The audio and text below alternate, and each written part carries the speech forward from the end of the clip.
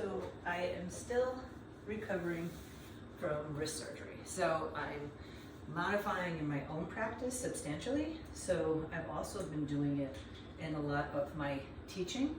And so we're gonna have some movement today, and there'll be an option for an arm balance, but you don't even have to actually balance on your hands. You'll have all the fundamentals. Not sure how rigorous it's gonna look until I start moving, but we'll get started. I have a special guest who's behind the camera right now. Her name is Bella, so she may make herself known. Let's see.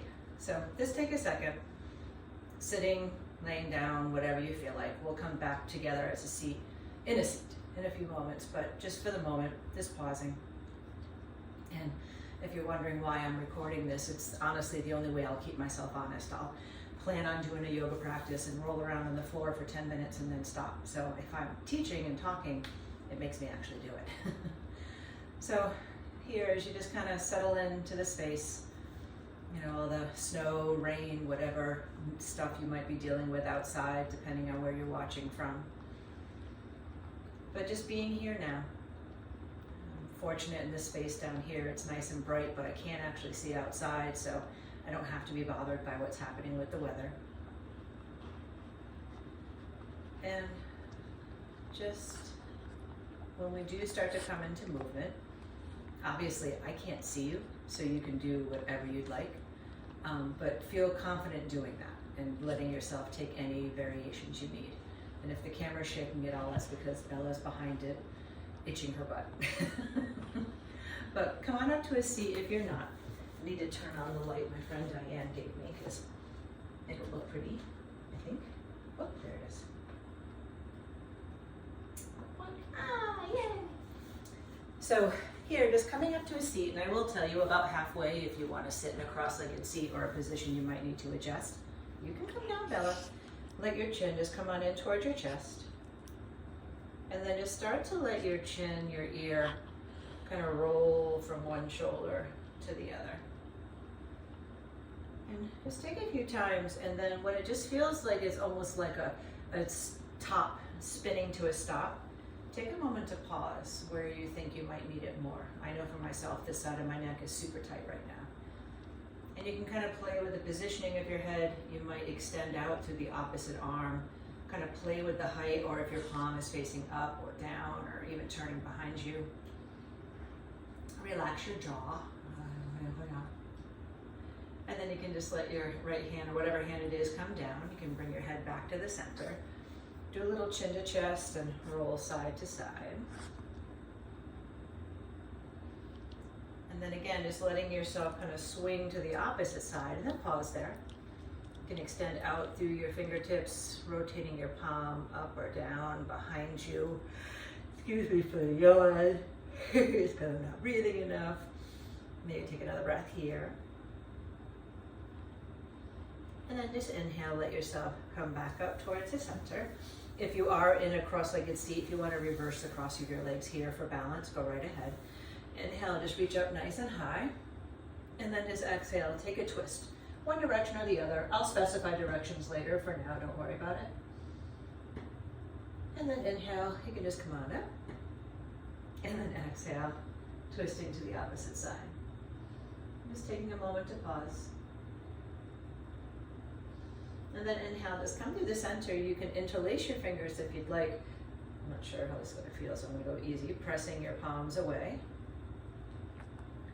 And then turn your palms to face towards your head. Take your arms overhead, and then act like you're trying to pull your hands apart. Kind of helps you stretch your wrists a bit too. And then just nice and easy, exhale down. So I'm not doing any weight bearing in my hands. So I'm going to be doing different variations instead of down dog or plank chaturanga. So if you'd rather do what you're more familiar with, go right ahead. Or if you want to try something different, do what I'm doing. So then come on up towards the top of the mat. Take a moment once you get there. Just come on into a forward fold and just let yourself kind of hang in, letting gravity open up your back body. And you can bend one knee and then the other. Maybe a little shake out of your head. You can let your head hang heavy.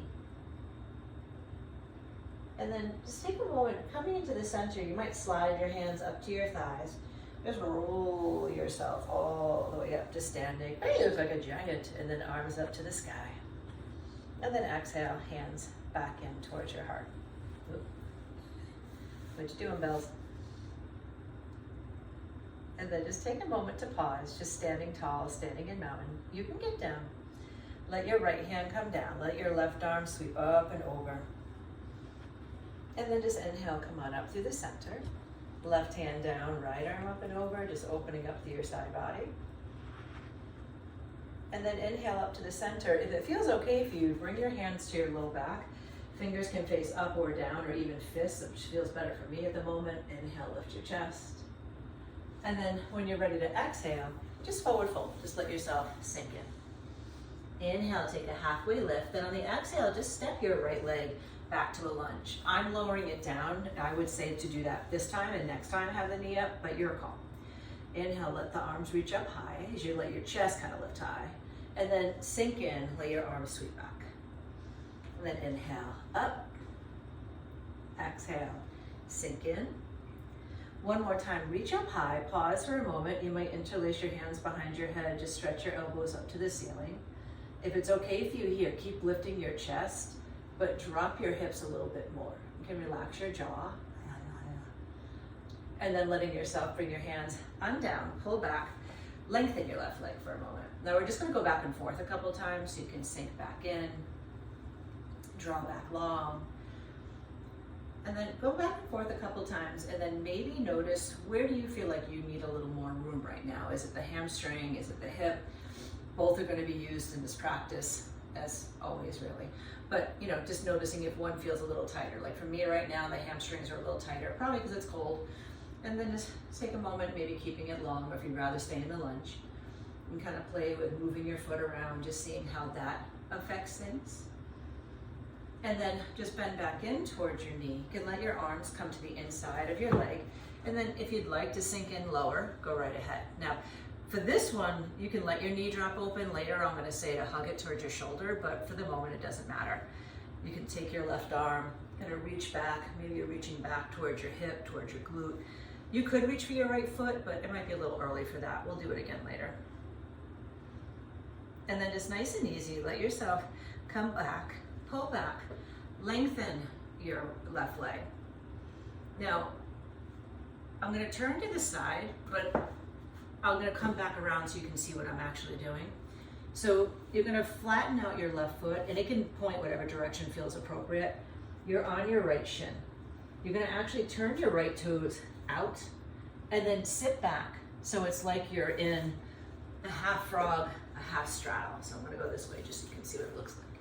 Now, if you're like, oh my God, this is terrible, give yourself some space to not go as low. And if you'd rather have both legs bent, you totally can. The biggest difference is you're affecting your inner thigh more on the left side, and the right side's focusing more on the hip.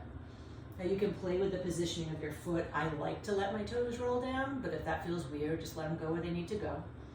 And just take a moment to breathe a little bit. Try to keep your leg active. So if your foot's active, your leg is active, so you're not just sinking into your flexibility. So now here, use your hands to kind of gather up underneath you. Just draw yourself back up. So you would have been facing over here. So just start to bend in towards your left knee.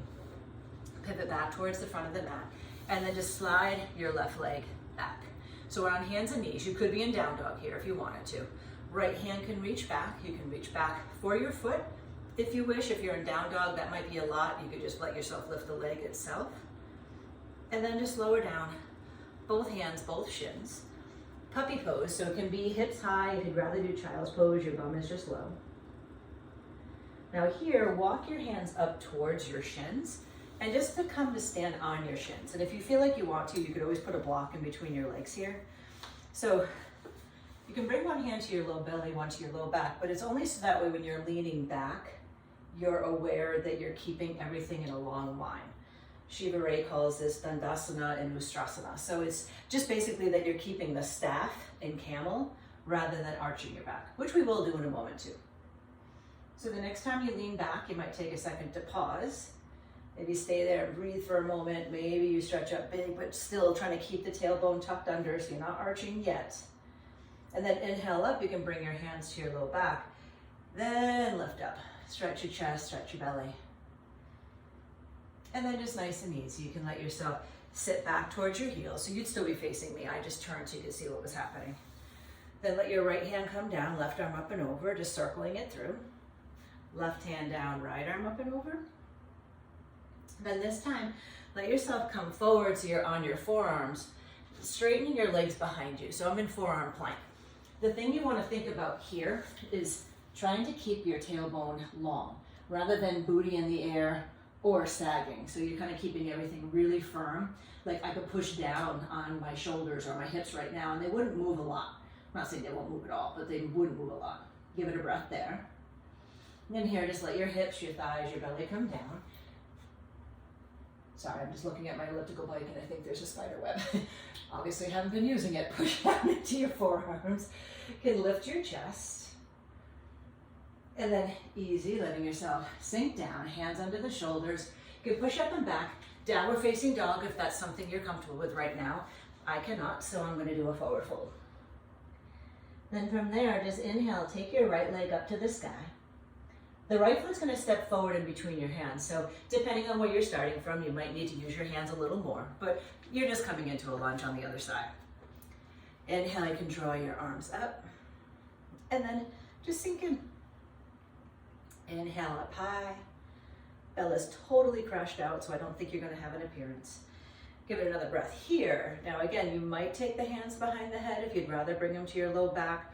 Go right ahead, lift the chest. Maybe sink the hips. You can try to relax the jaw.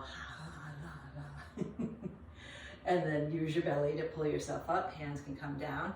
And then just lengthen and bend your leg again. And just shifting back and forth a couple of times. Again, I'm gonna pause in more of the hamstring opening and we do come back to the lunge. So maybe that's what you do.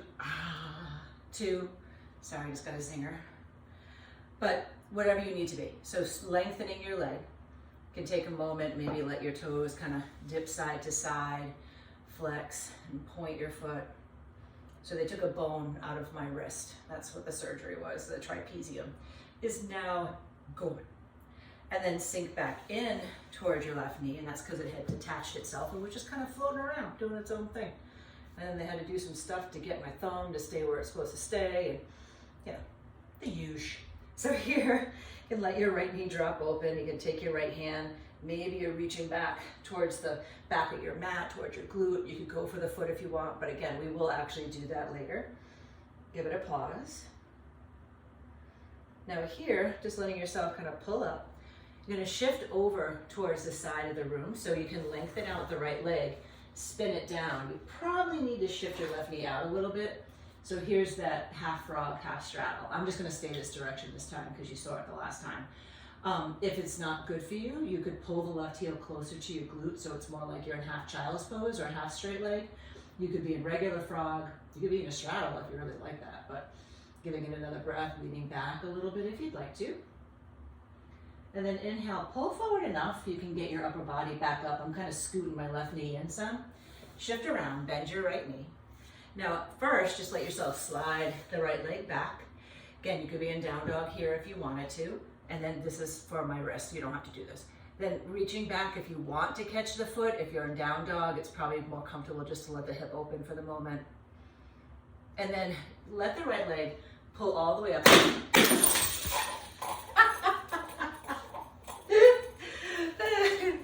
I broke something. You're okay, pals.